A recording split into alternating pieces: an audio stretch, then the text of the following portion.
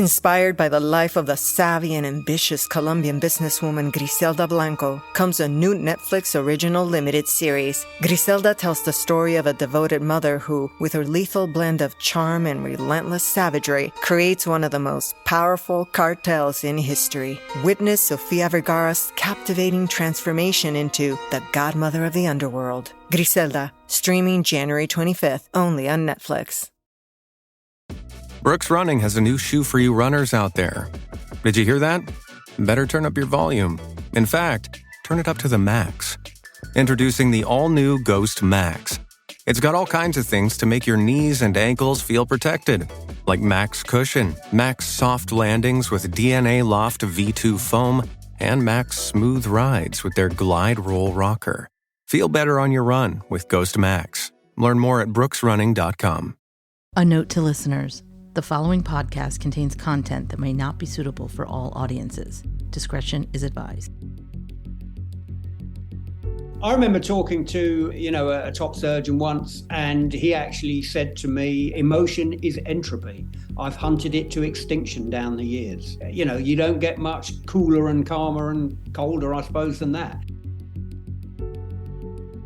But I think what's different in Rader's case is the fact that this was an overwhelming urge to kill. And he wasn't, seems to me that he wasn't not killing for the sake of the victim. He was not killing for his own sake, to preserve his own sense of self-esteem. You are listening to Partners in True Crime. We are your hosts, Rob and Cindy Dorfman.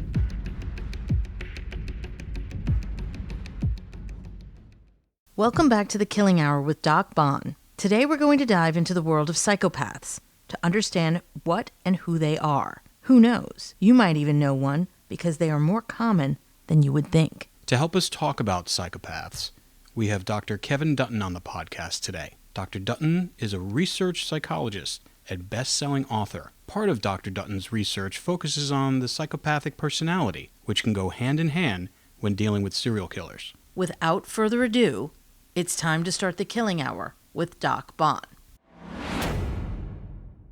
We have Dr. Kevin Dutton on the podcast today, and we're very thankful to have him. It was a little bit of a back and forth trying to get your schedules because you're in London and we're in Las Vegas and Los Angeles, so we're really happy to have you. So I wanted to start off by just kind of having Scott kind of introduce you and give us a little bit of background on how you guys know each other and how you reached out and some of the commonalities that you guys study in. Absolutely.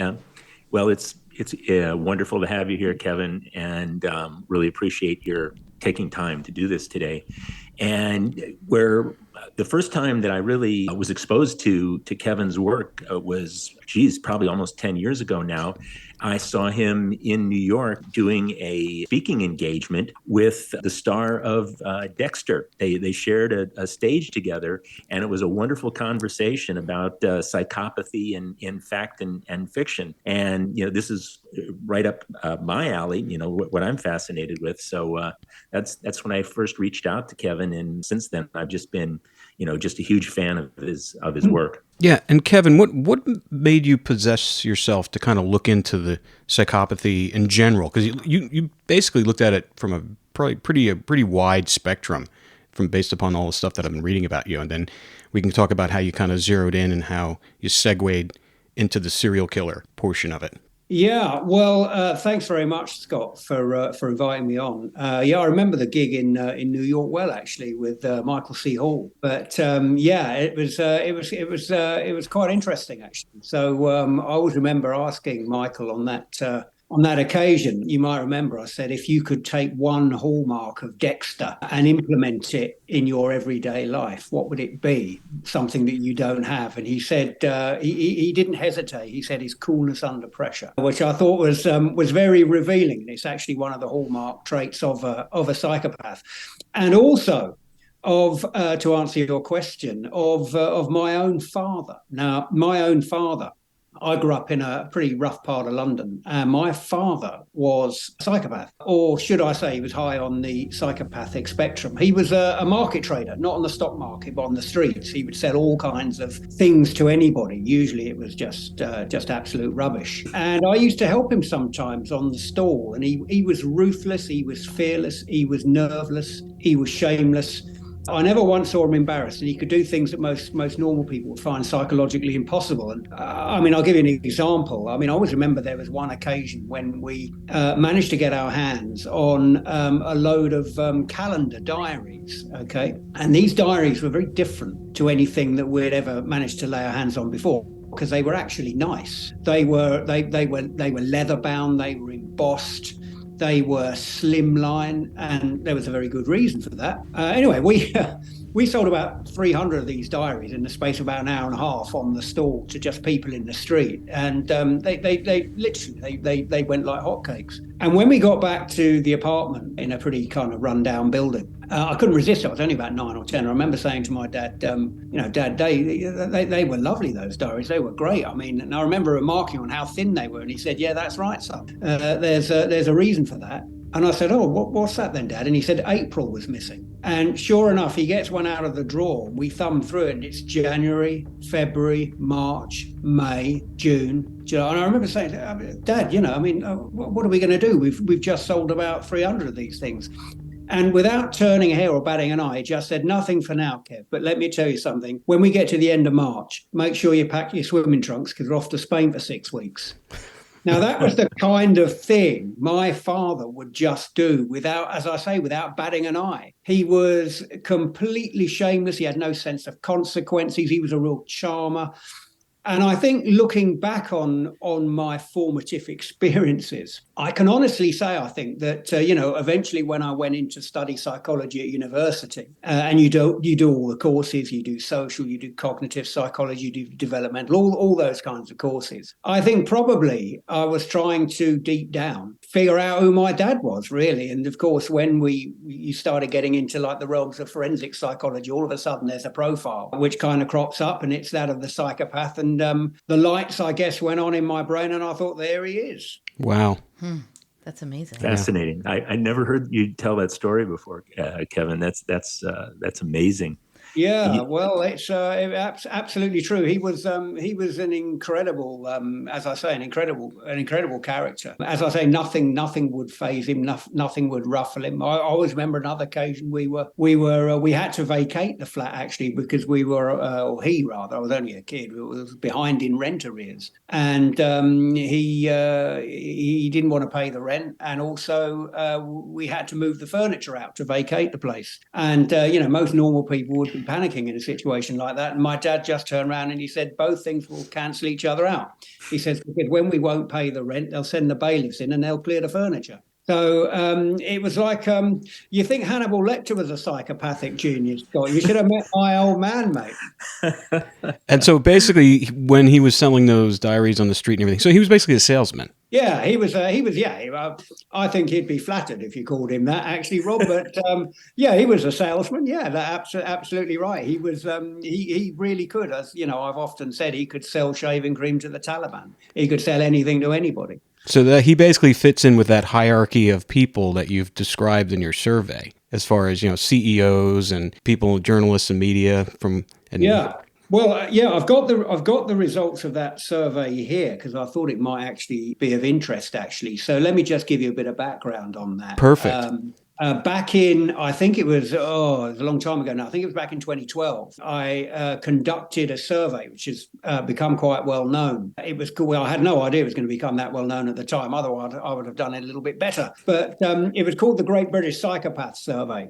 And I was on doing a radio show, and we decided to give a little psychometric questionnaire out, which was on my website at the time. And we decided to give people, the listeners, a chance to fill in that questionnaire, find out where they were on the psychopathic spectrum. This was all live on air. But we thought we'd do a little bit of data capture as well. while we were doing it. So I thought I would just find out what people did for a living and correlate their psychopath scores, as it were, with their professions. Now, of course, I didn't realize that so many people were actually going to do this, and it was going to prove quite a valuable exercise. So the professional categories weren't delineated to the kinds of specification that you would require to publish the study in a peer-reviewed journal, but nevertheless, it proved very eye-opening. So the list of the top 10 British professions in order of top 10 psychopathic professions, I should say, are number 1, CEOs. Probably no surprise there. Number 2, lawyers. Probably no surprise there. Number 3, the media, and that is TV and radio. Number 4, funnily enough, salespeople. I'm not sure if my dad, no, he was long gone by then, so he didn't fill it in. Number 5, this is an interesting one, surgeons. Number 6, journalists. Number 7, the police. Probably not too great a surprise, with studies that have come out showing that people in hero populations, such as the emergency services, the police, and the military, can be quite high on psychopathy. And this is a big one. I'll come back to this one in a minute. 8 was clergy, church people. Number 9, chefs. And number 10, civil servants. Now, that's a very loose category. Civil servants could be anything from people that work in kind of like the health service or local services to people that work in government. So unfortunately, that doesn't really tell us very much. But clergy is very interesting at number 8 at the time. Remember, this was about, what would this have been, about 10 years ago, something like that. A lot of, since that time, a lot of kind of scandals about the church have come out. At the time, they weren't so prominent. So probably in hindsight, we now realize that actually, the church is pretty much like any other business. If you want to get to the top in the church and you're very good at manipulating hierarchies and power structures, et cetera, then you're likely going to, go up the ladder in the church just as you are in any other business. So probably not that great a surprise. I always remember one senior church person in Cambridge once said something to me, which was probably the most chilling thing anyone had ever said to me in their lives during my entire research. And he said to me, "Kev, I don't believe in God. I'm just good at him."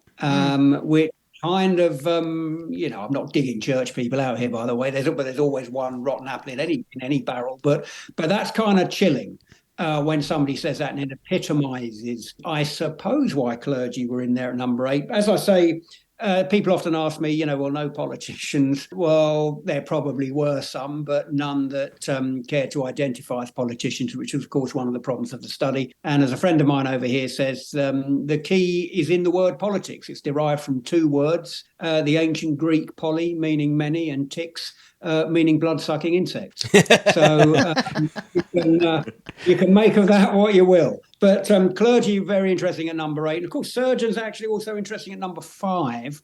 Done quite a lot of work with surgeons. And I always remember after one talk that I did, a surgeon came up to me, having seen the results of the study, and said he had no doubt that surgeons merited a place in the top 10. But perhaps I was being a little bit general. And actually there were, off the top of my head, I think it's 12 or 13 separate disciplines within surgery. And maybe some of those disciplines would be more psychopathic than others. We never ran the study. We were going to, but then COVID hit, just to find out whether there were any differences in disciplines within the surgery bracket. But he speculated that 3 types of surgery would probably be more psychopathic, if we can say that, than others: neurosurgery, heart surgery, and orthopedic surgery.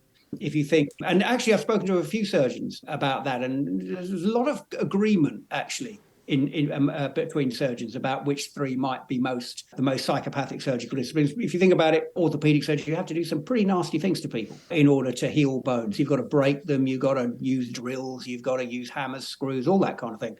It's pretty much, medical carpentry, as one guy said. So surgeons probably not that great a surprise either. But certainly clergy were a bit of an eye-opener at the time, but probably not now. Amazing. It's as I was listening to you describe this, it strikes me that, the top 10, what do they have all in common is these are very goal-oriented people. These are very much goal-oriented people, although their goals might be very, disparate, but they're all goal-oriented.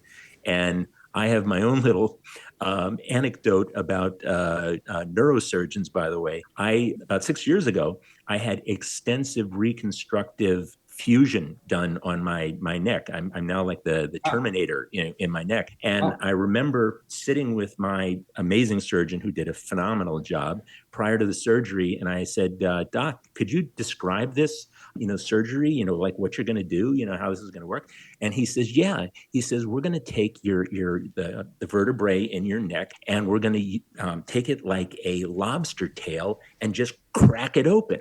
We're going to crack it open like a lobster tail. Yeah. And I said, wonderful. Well, I know. And of course, chefs are in there, and number 9 as well. So I mean, I remember talking to, a top surgeon once, and he actually said to me, emotion is entropy.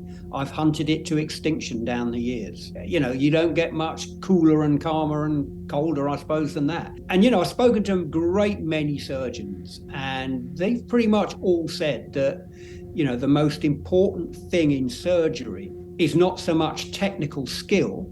A lot of surgeons, a lot of consultant surgeons are not as technically skilled as the people who are under them, actually. Many will admit that. But what is absolutely imperative in a top surgeon is decision-making under pressure. You've got to make calm, cool, and collected decisions under pressure. And actually, Scott, now you're thinking of, now you said that, casting my eyes over that list as well. You were talking very much about goal-oriented behavior is something which unites most of those professions on that list. Also, the ability to make quick decisions under pressure as well, do as well. If you look at it, you've got CEO, lawyers, the media, especially TV and radio, is a very, very cutthroat world where ideas are currency, news stories kind of, come at the drop of a hat. You've got sales people, surgeons, we've just said, journalists the same, police, clergy, we've touched upon, chefs, often under great pressure in a kitchen, in very cramped, hot and pressurized conditions. So goal orientation and also keeping a cool head under pressure is also something which unites those professions. So I think when you look at that, it's hardly surprising that we get the 10 that we came up with. I'm actually running an experiment again in a much more professional and kind of psychometrically valid, with a more psychometrically valid protocol and more controlled. So in probably towards middle part of next year, we'll have another list. I've had a preliminary look at the data, and I can tell you now, it really isn't a million miles away from that first study anyway. Well, let's talk a little bit about you and kind of debunking some of the myths of psychopaths, because when people hear psychopaths, the first thing they gravitate towards is, criminals or killers. Can you kind of tell us a little bit about that and how real people, like you just listed, all these people you listed, they're all functional people, very prominent people in their positions. They may have those psychopathic tendencies, which actually made them rise to those positions and driven them to these goal-oriented things. But can you talk a little bit about how we can kind of debunk the myths about a psychopath? Yeah, I mean, probably, Rob, it's best if we start off with what a psychopath actually is. I think that's probably a good place to start here. And it's true, isn't it? When most of us hear the word psychopath, we instantly think of, in real life, serial killers like Ted Bundy, and on the silver screen, of course, your Hannibal Lecters. But actually, when psychologists like myself talk about psychopaths, we're in fact referring to a distinct subset of individuals with a specific constellation of personality characteristics, such as ruthlessness, fearlessness, mental toughness, self-confidence, coolness under pressure, emotional detachment, charm, charisma, and of course those trademark deficits in conscience and empathy that you hear so much about. Now, none of those traits is necessarily a problem in itself. In fact, all of them dialed up at the right levels and deployed within the right context can actually prove rather useful. The key, this is important, lies in context and level. So imagine, for example, that the qualities I've just outlined comprise the hodgepodge of knobs and sliders on a personality mixing desk, okay? Now, twiddle them up and down in various combinations and you arrive at two conclusions. The first is that there is no one-size-fits-all objectively correct setting at which these stars may be positioned, but rather it will invariably depend upon timing, upon the particular set of circumstances you might happen to find yourself in, okay? The second conclusion that you can draw is that there are going to be certain professions out there, and we've just touched on some, that are going to demand that some of these mixing deciles be turned up just that little bit higher than average. They demand what we might call some precision engineered psychopathy, okay? So, for example, let's say you've got the skill set to be a top surgeon, but that you lack the ability to emotionally disengage from the person you're operating on, right? You're not going to cut it, are you? Well, quite literally, in fact. Imagine you've got the skill set to be a top lawyer, but that you lack the almost pathological self-confidence to be the center of attention in the middle of a packed courtroom. Again, it's not going to work. Imagine you've got the strategic and financial smarts to be a top business person, but that you lack the ruthlessness to fire someone if they're underperforming, or the coolness under pressure to ride out a storm, or the sheer balls necessary to take a calculated risk when appropriate. Now, those traits that I've just outlined for you there, ruthlessness, fearlessness, self-confidence, coolness under pressure, and emotional detachment, comprise 5 core characteristics of the psychopathic personality. Now, this is where it gets interesting. In those particular scenarios, those 5 core psychopathic traits, I would certainly not regard, and I don't think many people would regard them as dysfunction. In fact, you need those in order to succeed in those professions. And as we've just touched upon, they figure very prominently in the list of top 10 professions that I've just outlined. So I think one of the main myths about psychopaths that I hope I've gone some way to debunking, like Scott, over the for the past few years, is that actually serial killers, gangsters, rapists, other kinds of criminals don't have a monopoly on psychopathy. People think, probably because of films and the media portrayals, that actually all psychopaths are bad. They're not. Actually, this goes back to classification, in fact, and how psychopaths were originally classified. I mean, when Robert Hare, who's a great researcher, brought out the Hare checklist, he psychometrically validated that on incarcerated criminals in forensic settings. And one of the criteria that you needed to score high on in order to qualify, as it were, as a psychopath on the Hare checklist was criminal activity, criminal versatility. It was impossible, really, not to score high on the checklist unless you'd committed crime or had a predisposition to crime. So over the years since 1980, I think even clinically, we've been predisposed to think of psychopaths as lawbreakers, as criminals, as wrongdoers. And I think also the media and traditional portrayals of the psychopath in movies have done nothing to disabuse us of that notion. But I think actually, I've seen the clinical side of things. I've seen the bad guys, but with the work I've done with, as I say, with psychopaths in the general population, the studies I've looked at with special forces soldiers, as I say, with surgeons, etc., I've seen the other side of the coin as well. As I think it was George Orwell once said, good men sleep soundly in their beds at night because rough men stand ready to do violence on their behalf. Mm-hmm. Not all psychopaths are bad. Some of them are good. And I would even go so far as to say, in fact, I have done in the past, that, tarring all psychopaths with the same evil or bad brush is actually tantamount to stigmatizing. It's stigmatizing what most people would regard as a mental health condition or a psychological disorder. No one would dream of stigmatizing people with depression or anxiety or Asperger's or schizophrenia with that. So why do we stigmatize psychopaths? The psychopath who, when you call somebody a psychopath, you say, oh, they're bad or whatever, mad and crazy. Isn't that stigmatizing the surgeon that might have saved your partner's life through, as I say, successfully completing a crucial operation?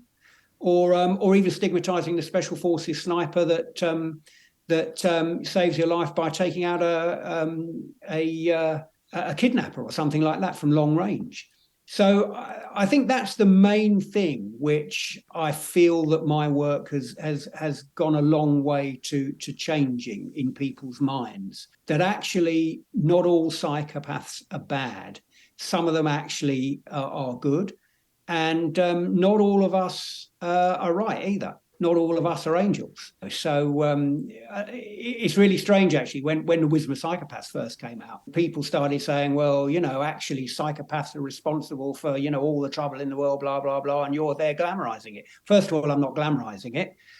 Secondly, actually, if you ask any divorce lawyer, they will tell you that 99% of the misery meted out in this world are by non-psychopaths, by regular people like us who have a real talent for making other people feel miserable and horrible. So psychopaths don't have a monopoly on pain in the world. They are, especially, people who are right up the high end of the psychopathic spectrum are a very, very small minority.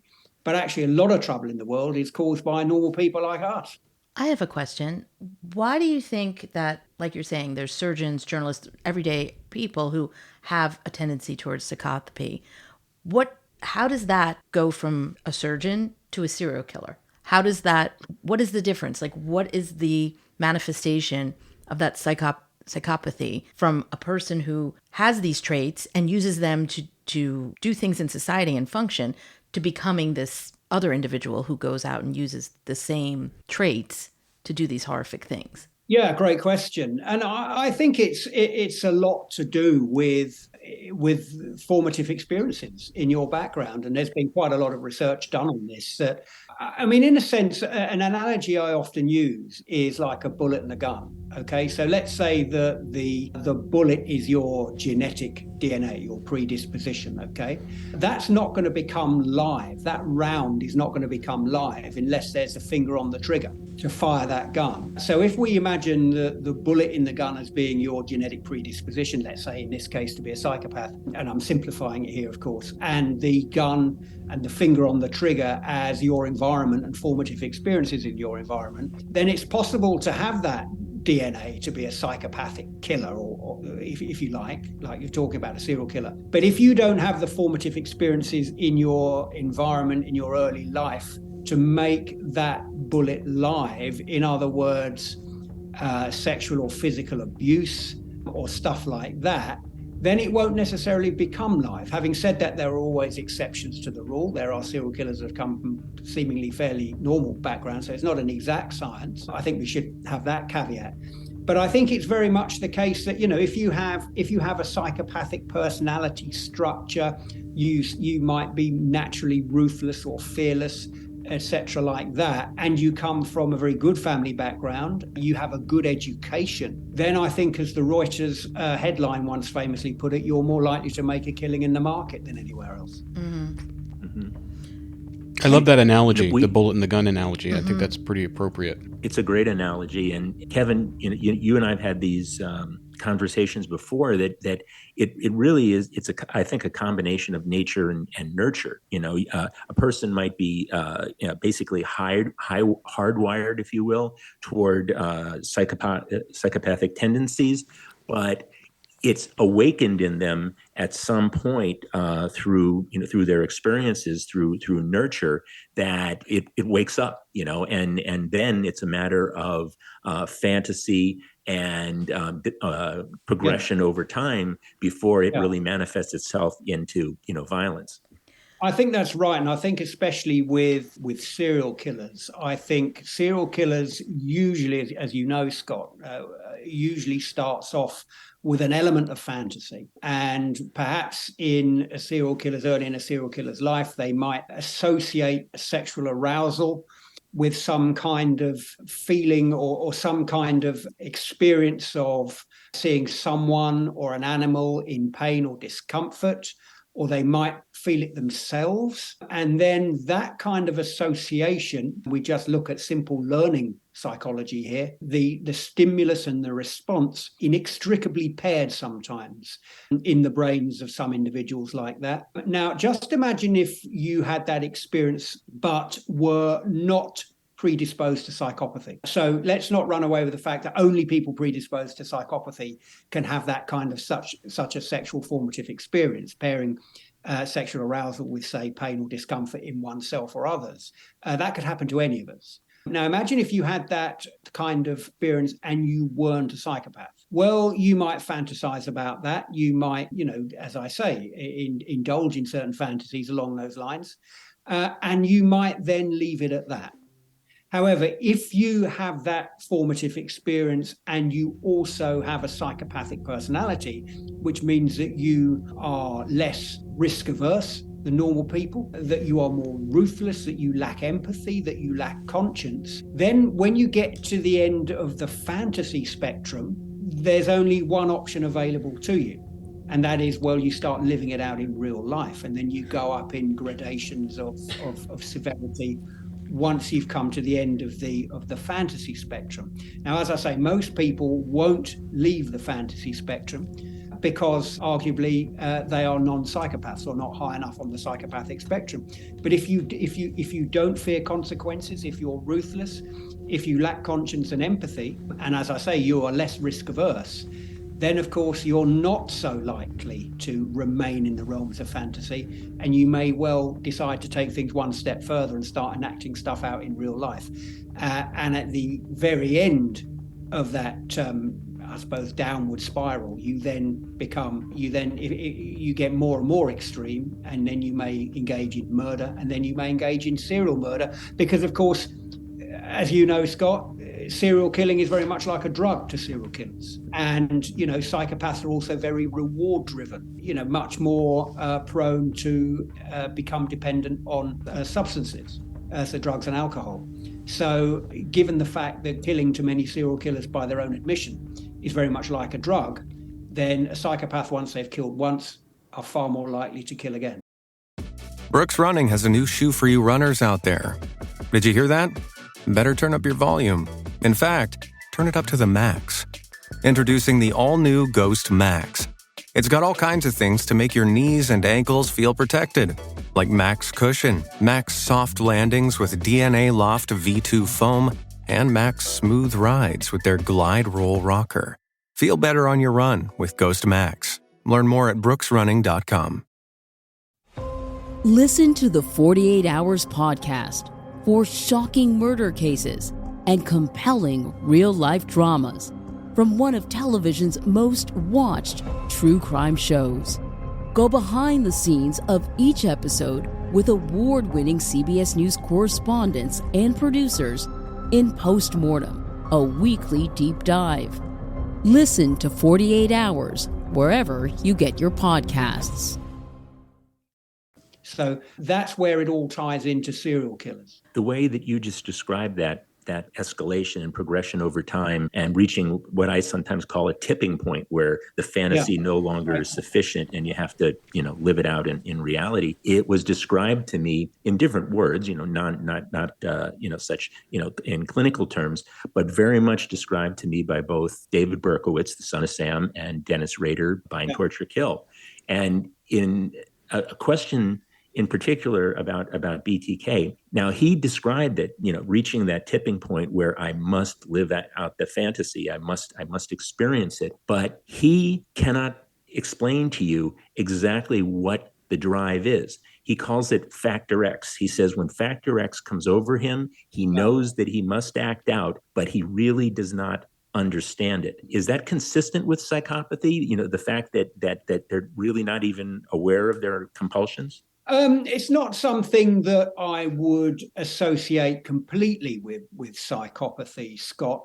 Some psychopaths can be very impulsive. That is part of the kind of the factor 2 on the PCLR, the Robert Hare model of psychopathy, which gave rise to the psychopathy checklist. And it's also within other models of psychopathy, such as Scott Lilienfeld's model of psychopathy, which has basically 3 components: fearlessness, ruthlessness, disinhibition, and meanness or coldness. So that impulsivity would map onto disinhibition. It's interesting actually with Rader that he had, if I'm right in saying, he had long cooling off periods. True. Which is quite rare for serial killers. And I think probably that might have to do with the fact that he was trying to control it. And then when he finally lost control, then he felt that urge was overwhelming. But psychopaths many people suffer from overwhelming urges like that, not necessarily just psychopaths. They're not immune to that. But I think what's different in Rader's case is the fact that this was an overwhelming urge to kill. And he wasn't, seems to me that he wasn't not killing for the sake of the victim. He was not killing for his own sake, to preserve his own sense of self-esteem.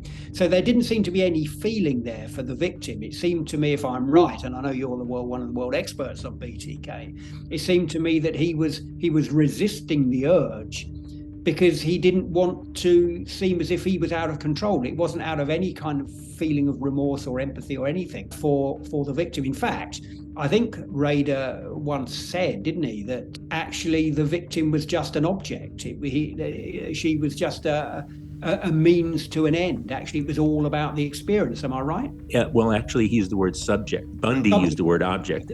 He used the word subject. So to him, it was no different than putting together a model airplane. You know, it was just something interesting to do. But you're absolutely right.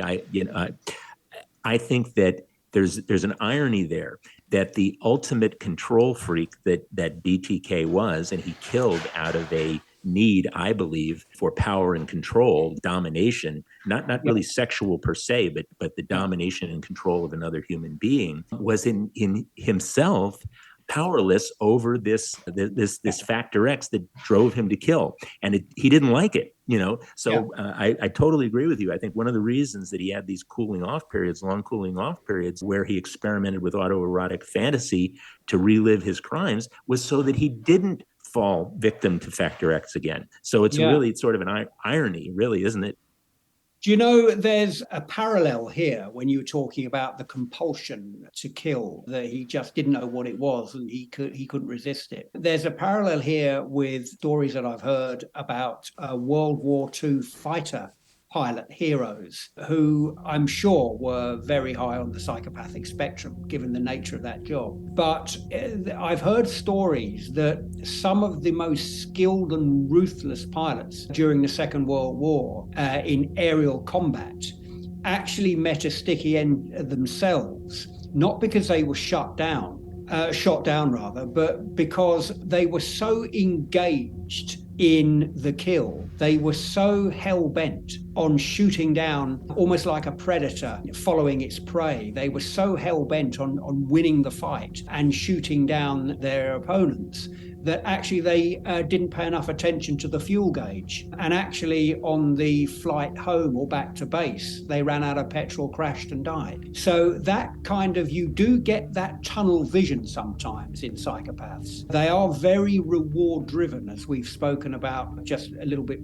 before. And that tunnel vision that you get in psychopathic fighter pilots, as I've just mentioned there in World War II, cost them their lives, not because they lost it because they lost in aerial combat, but actually they didn't have enough fuel to get the plane home. Whereas if they'd have pulled out of the fight earlier, they might well have made it. And that compulsion to, I suppose, finish the job actually strikes me as something a little bit similar to what you're describing there in BTK, actually. I'd never really thought of that before. But what we do know is that psychopaths are very reward driven, and they do have this extreme tunnel vision. When they want something, they go for it, and it doesn't matter what the consequences are. So that does ring true. Fascinating, and it's such an interesting parallel that you just drew between a serial killer like BTK and the bomber pilots. BTK fancies himself. You and I've discussed this before, that he's a natural born killer, and he actually neutralizes his guilt by saying, Scott, I'm no different than a shark or a tarantula. I'm a predator. I'm God created me this way. He's actually, he fancies himself a Christian, and God made me this way. So how dare you condemn me for what I do? Now, someone this much of a psychopath and also a malignant narcissist that he is someone like that, in your opinion and experience, in any way able to be reformed or cured, if you will, in any way? Yeah, it's a great question. And obviously, as you can imagine, Scott, I've thought a great deal about this. Do you know what?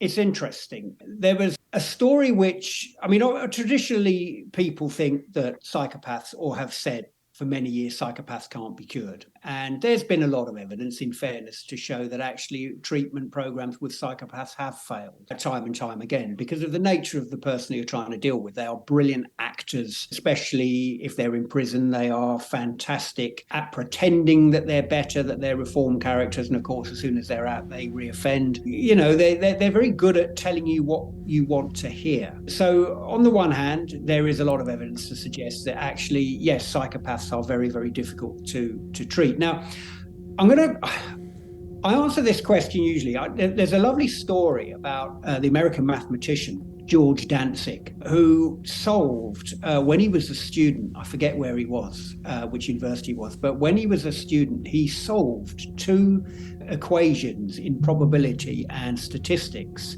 that were actually previously thought to be unsolvable. And the reason he managed to solve them was because that day, when the teacher had written the equations up on the board, Dantzig had come to class late and he hadn't heard that they were unsolvable. He just thought these were two normal equations. And so he went about solving them. And he tells the story that the reason he solved them was simply because he hadn't, like the rest of his classmates, heard the teacher say that they were unsolvable. And I think this is a lovely little study because I think this shows what the power of expectation can do, the power that it can wield over the human brain. And sometimes I think we should be careful when we talk about psychopaths being untreatable, because the more we say it, the more we expect it to be true. Before we come on to BTK himself, there have been progress made in treating psychopaths through a treatment known as decompression therapy. And decompression therapy, just for the benefit of your listeners, is a very intensive form of therapy where instead of bad actions being punished,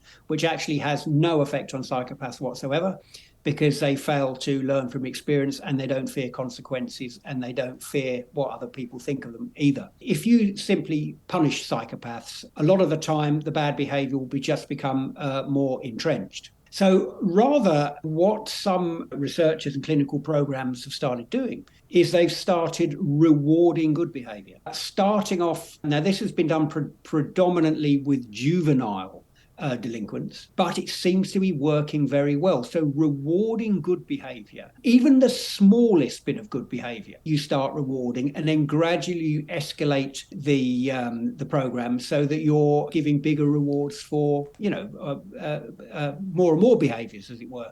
So you are reinforcing a model of compassion, of kindness, and of empathy.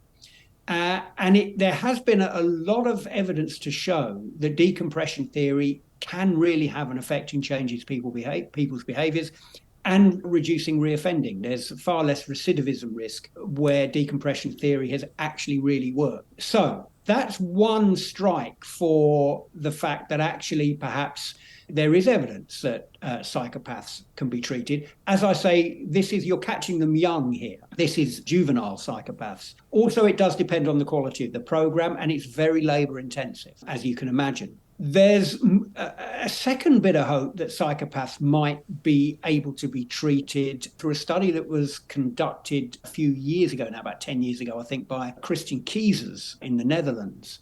And this comes back to Rob's point about debunking some of the myths of psychopaths. It's traditionally thought that psychopaths just lack empathy. They don't have empathy. It looks as if that might not be the case, actually. It might be that's not as clear cut as it might seem. So there's two theories to why people develop psychopathy, or rather, I should say, the cognitive and neural underpinnings of psychopathy.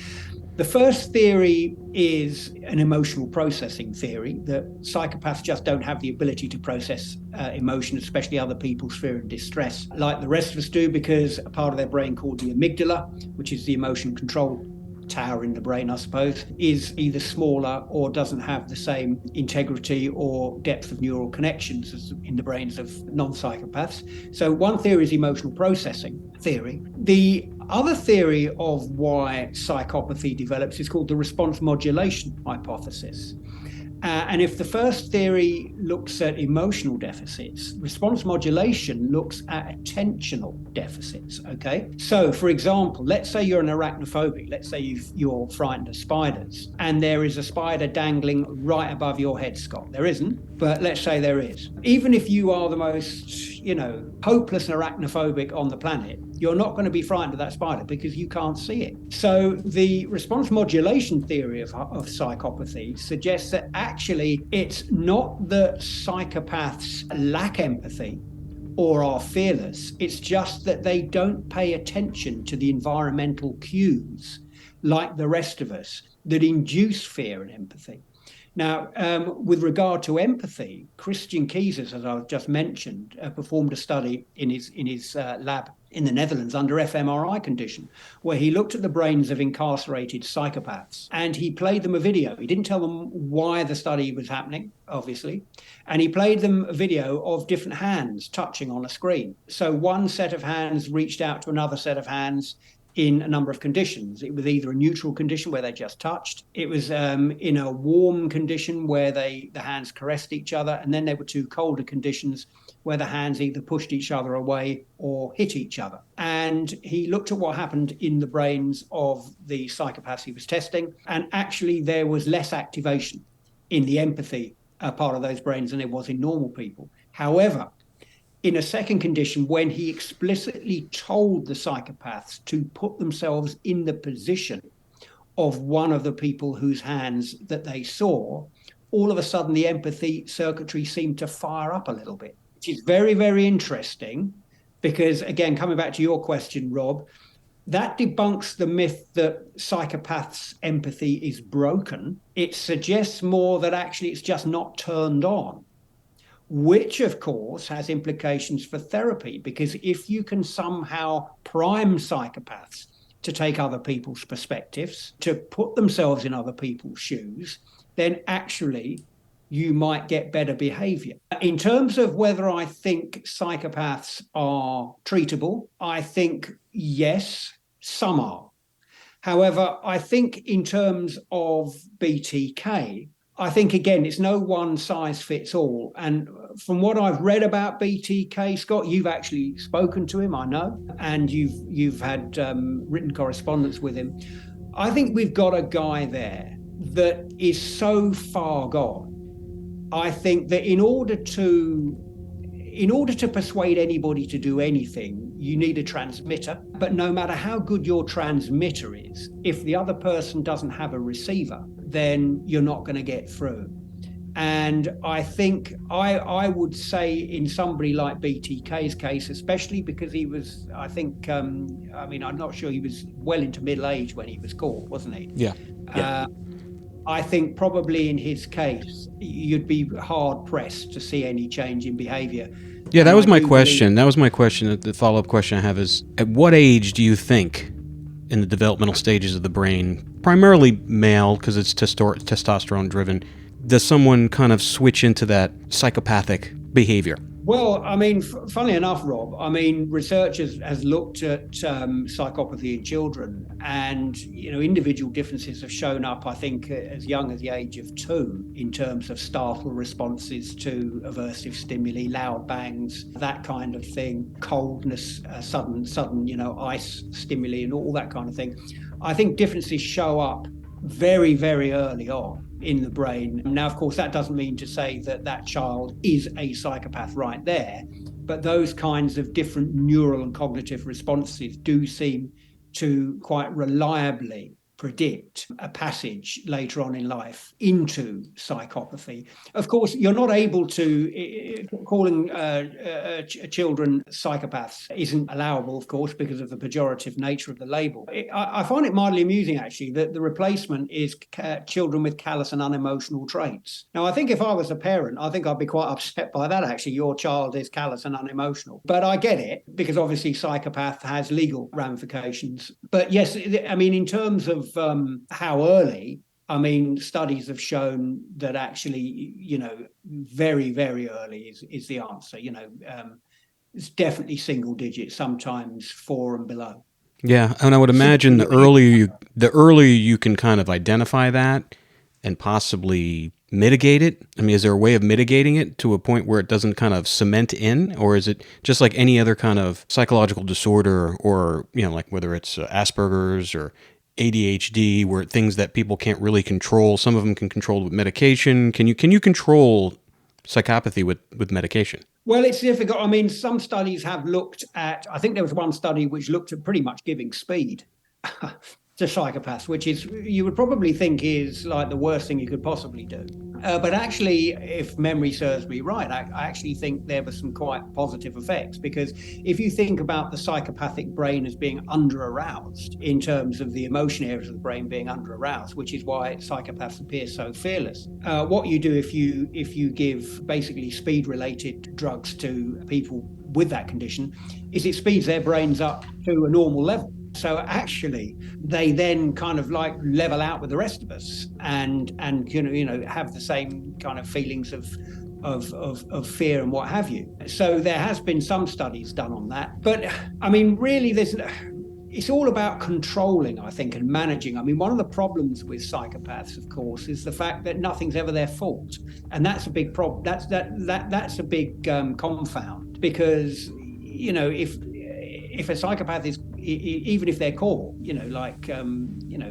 whatever, the amount of times that you hear psychopathic rapists say, well, she was asking for it, it wasn't my fault, I taught her a lesson, she won't do that again. It's horrible stuff, which is something which is very common to psychopaths, called blame externalization. Nothing is their responsibility, everything is the responsibility of the victim.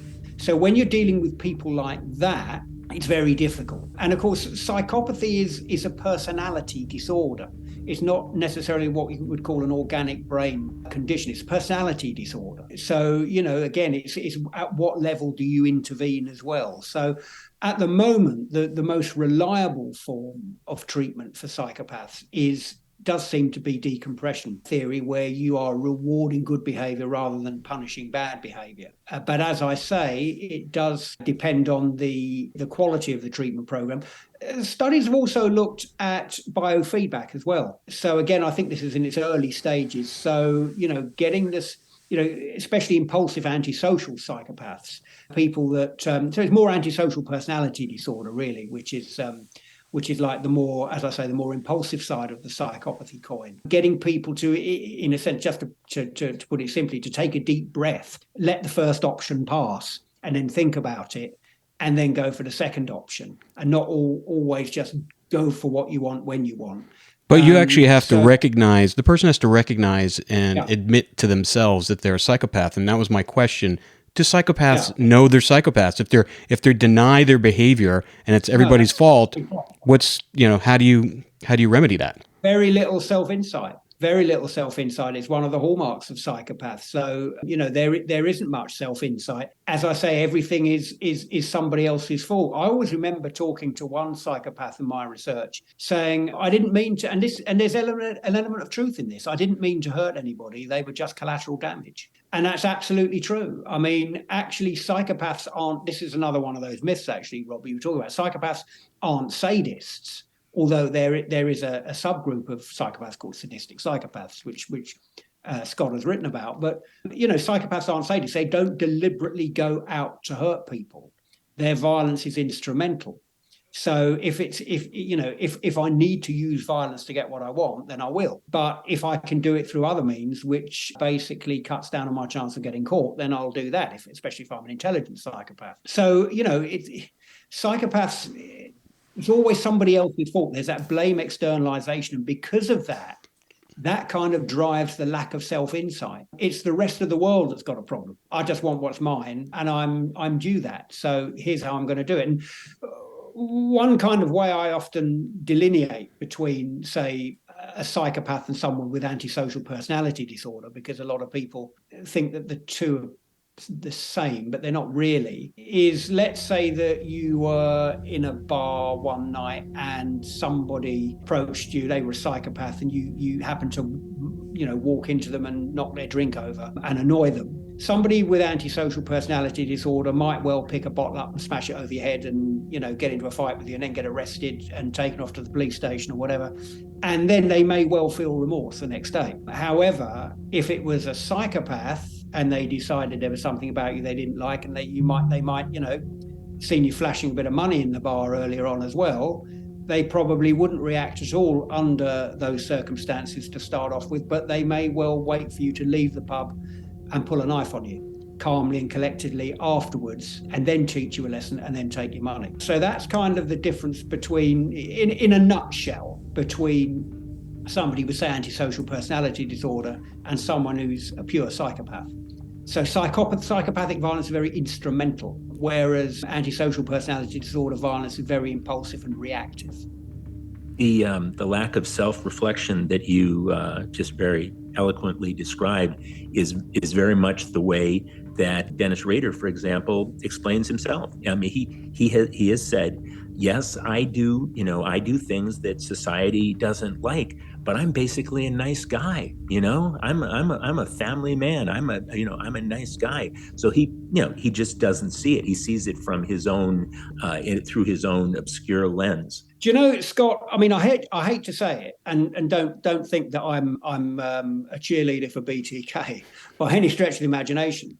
But as with all people who are very good at manipulation, there's a kind of an element of truth in what BTK says, in which he says, God made me a killer.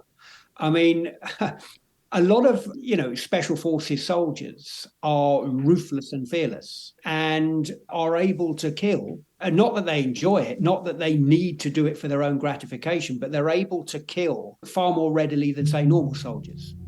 And they do that for the benefit of society rather than to its detriment, and rather to fulfill their own needs. And also various tribes in evolutionary history and cultural anthropological history have traditionally had somebody that kills other members of those tribes. I think the Arche tribe in Paraguay used to commit geronticide, where they would have a particular member of the tribe that would be charged with killing the elderly in the tribe if it meant that the elderly couldn't keep up with the tribe and were slowing them down. I think that's the Arche tribe in Paraguay.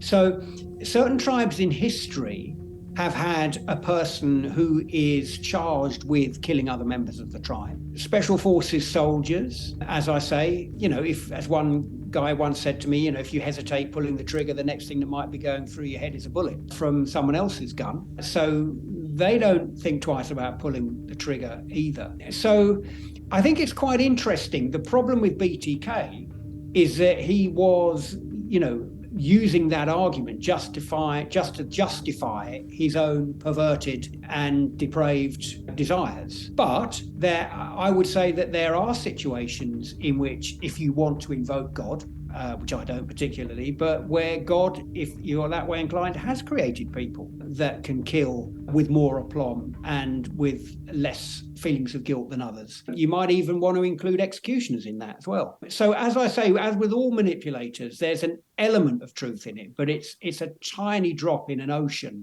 of, a total separation with reality and context. Yeah, I think it's just his delusional way of thinking to kind of justify everything he's done in his life, even the good stuff. I was just going to say that there is a certain kind of serial killer, and I know you're familiar with this, Kevin, called a mission-oriented serial killer. Now, BTK was not, but what you were just describing, and as someone who finds the justification, whether it's God or otherwise, to justify what they're doing.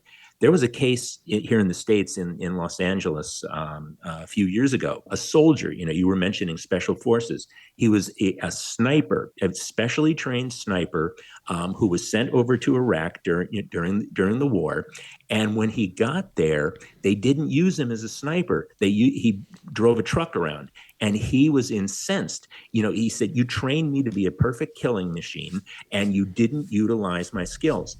Well, guess what? When he got out of the Army, when he came back to Los Angeles, he was disgruntled, and he decided Los Angeles has too many homeless people. So I'm going to give myself a mission to kill homeless men. So he gave himself that mission. So, and he justified it as such, that this, society needs this. So it's very much in keeping with, the pathology that you were just describing.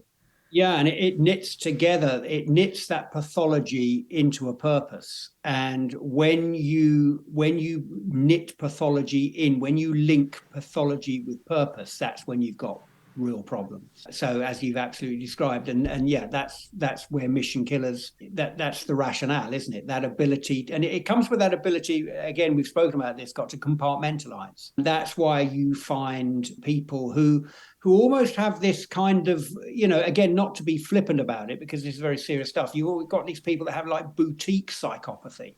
They're fine in 95% of everyday life, but there's this kind of secret part of the life where actually they are a different person altogether. They are ruthless, fearless, and utterly devoid of conscience, because they allow themselves permission to be that within that particular arena, because they've linked pathology with purpose. And outside, in 95% of their other lives, in everyday life, the pathology isn't linked to a purpose. But as soon as you do link it to a purpose, then you get disastrous results. Next time on Partners in True Crime. Every serial killer begins as a murderer first time. You have no idea what's coming. No idea. Unless that killer starts sending out notes right away, which is pretty unusual. No, this was just a terrible killing. All rights reserved. This has been a production of 722 Media Content.